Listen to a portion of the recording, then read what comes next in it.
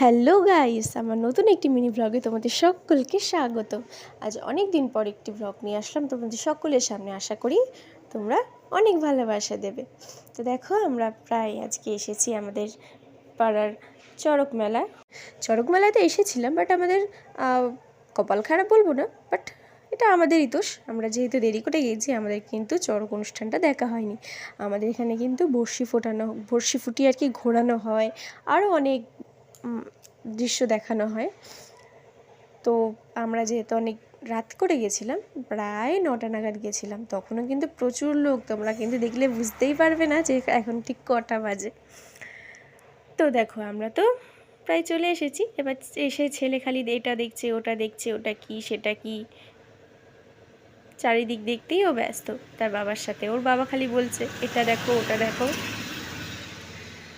ছেলে তো দিব্যি তার বাবার সাথে ঘুরছে। আমি তোমাদের একটু চারপাশটা দেখিনি। এটা দেখো, এখানে কিন্তু চড়ক ঘোরানো হয়।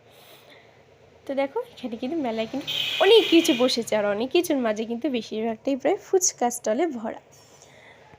আর এদিকে কিন্তু ছেলে তার বাবার কোলে বসে বসে চারিদিকটা তো দেখছেই, এবং সাথে সাথে কোথায় থেকে যেন একটা বেলুন দেখতে পেয়েছে। এদিকে বাবাকে বলছে, বাবা ওই দেখো ওখানে বেলুন। তো আমি তখন বললাম, চল নিবি, কিনে দিই।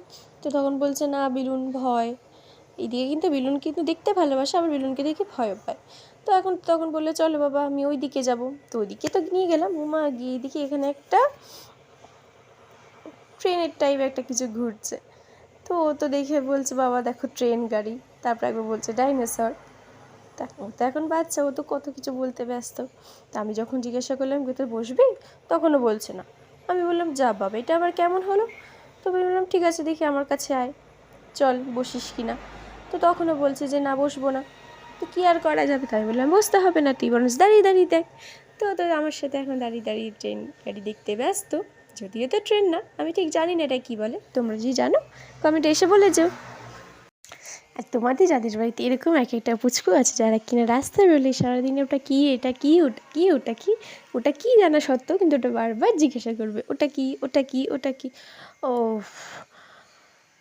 ঘাবড়ালে হবে না, ও তো ছোটো, ওকে বোঝানোর জন্য উত্তর দিয়েই যেতেই হবে। তো দেখো, ওখানে এখনও কত কিছু দেখতে ব্যস্ত। এবার যখন বলছি তুই এতে চড়বি, ওটা চড়বি, ওটা চড়বি, সব কিছুতেই বলছে না। তো তারপর তো দেখো, নিচে দাঁড়িয়ে থাকতে থাকতে বাবার কোলে উঠে পড়লো। শুধু দাঁড়িয়ে দেখতে দেখতে কি আর ভালো লাগে? বাবার কোলে উঠে বসে বসেও কিন্তু দেখছে। তো বসার তো নামগন্ধ নেই, শুধু দেখেই চলেছে। তা আমি বললাম, শুধু দেখলে হবে? মেলায় এসেছি, কিছু না খেলে হয়? চলো আগে একটুখানি কিছু খেয়ে দিয়ে নিই, তারপর দেখা হবে।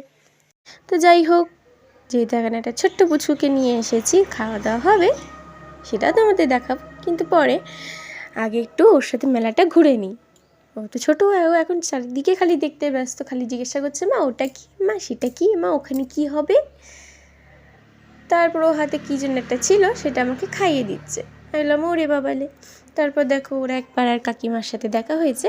ও কিন্তু তার সাথে গল্প করতেই ব্যস্ত। তো ওর একটা না হ্যাবিট আছে জানো তো, ও কিন্তু অচেনা কাউকে দেখলে কিন্তু কথাই বলতে চায় না, চুপ করে থাকে। যদিও অচেনা না, দেখেছে, বাট তাও। তো দেখো, এখন আমরা টেস্টি ফুচকার সামনে চলে এসেছি। আর জানো তো, ফুচকা আমাদের থেকেও কিন্তু আমাদের সোনার খুব বেশি ফেভারিট। ও দেখলেই বলবে, মা চলো ফুচকা খাই। তো চলো আগে একটু খেয়ে নিই ঝাল ঝাল টক টক ইয়াম্মি ফুচকা। তো এবার দেখো, আমার হাতে কিন্তু ঠিক ওই ঝাল ঝাল টক টক ফুচকা চলে এসেছে। এবার আমি কপাত করে সেটা খেয়ে নিলাম, এবং সাথে সাথে আমার ছেলেও হাতে ফুচকা খেতে ব্যস্ত। এবার কিন্তু শুধু ফুচকা না, শুধু ফুচকা খেলে কি আর পেট ভরে? সাথে সাথে কিন্তু আমার আরও একটি টেস্টি খাবার নিয়ে নিলাম, সেটা হচ্ছে আমার ফেভারিট পনির মোমো। তো দেখো, সেটা খেয়ে এখানে আমরা চলে আসলাম ছেলেকে নিয়ে। এখানে ছোট্ট একটা পার্ক আছে, সেখানে ছেলে কিন্তু দোলনা চড়তে ভীষণ ভালোবাসে। তো দোলনা চড়ে তোর মুখের হাসি থামতেই চাইছে না, সমানে হেসে চলেছে, ভীষণ এক্সাইটেড। গত বছর একবার নিয়ে এসেছিলাম যখন, তখনও বসেছিল, এবারেও কিন্তু বসে চড়ছে। তখন ছোট ছিল আরও, তো এবার একটু বড় হয়েছে, বুঝতে শিখেছে, তো এখন কিন্তু চড়ে ওর ভীষণ ভালো লাগছে। তো দেখো, ওর মুখের হাসিটা একদম টলমলো খাচ্ছে। আর আমি ওকে ধরে দোল দিতে ব্যস্ত, ছাড়াতে যাবে না, কারণ ও তো এখনও সেরকমভাবে ধরে বসতে শেখেনি। একটু হয়তো ছেড়ে দিলেই পড়ে যাবে, তো সেই ভয় আমি কিন্তু ওকে ধরেই আছি, ধরে ধরে দোল দিয়ে যাচ্ছি। তো চলো, এবার এই দোল খাওয়া শেষ, এবার আমাদের বাড়ি ফিরতে হবে। বাট তার আগে, বাড়ি ফেরার আগে মেলায় যেটা সব থেকে আকর্ষণীয় জিনিস সেটা হচ্ছে জিলেপি, মিহিদানা, বোঁদে, গজা এসবই থাকে। তা আমরা কিন্তু সেগুলো কিছু কিছু কিনে নিয়ে এবার বাড়ির পথে রওনা হব। তো চলো আজকের মতন ভিডিওটা এখানেই আমরা শেষ করছি। দেখা হবে পরের অন্য কোনো ভ্লগ নিয়ে। ততক্ষণ তোমরা আমাকে এভাবেই ভালোবাসা দিতে থেকো। আর আজকে আমাদের ভিডিওটা তোমাদের সকলের কেমন লাগলো সেটা একটি লাইক করে এবং একটি কমেন্ট করে জানিয়ে যেতে ভুলো না কিন্তু। তোমরা সকলে ভালো থেকো, সুস্থ থেকো। তো চলো আজকের মতো টাটা, বাই বাই।